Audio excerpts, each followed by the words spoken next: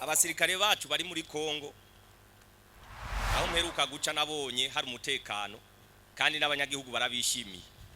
Mbega igihugu cacu cunguka iki? Hama ati abasoda muri RDC sinigira ingene yakivuze ngo abasoda muri RDC wavuze ngo iki kisu ngo bavuze muti abasoda b'u Burundi bari muri Kongo abakongo barabashima Uburundi bwunguka iki? Bo sinzi bivana nawe nuko tutinjiye mu mizi je nibaza kubibona nawe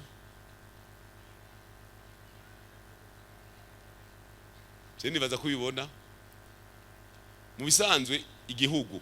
nivyo Kongo n'u Burundi bafitanye imigenderanire gufashanya muga ntushobora kugenda mu kintu utagira mu inyungu burya inyungu irabaho turetse ni kubiboneka none umuntu avuze ati nzogwana Uburundi ukamenya hari ntumusangayo none muri Kongo ntibahora bavuga ko ariyo bari reka nabi wacu bajeyo niyo vyagongana bakubitanire hariya muga abanyagihugu b'igisenyi babeho neza byahereye hanze hari ico nonaho yega turashobora no kubivuga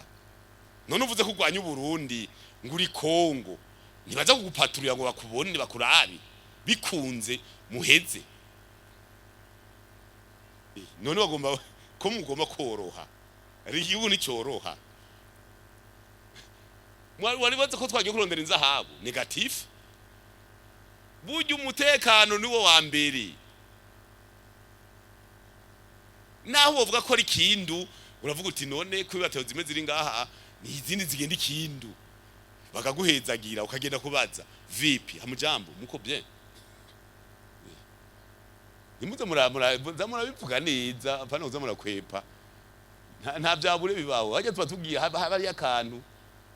kandi mwarumva ko bivuga amazina bati turi muri Kongo ikivuga iti nanje ko bariyo turabemereye muganatwe muce muza muradufasha batutwara igihugu hajya uraceza urazi Kongo ubutunzi buriyo n'abasuma bari hafi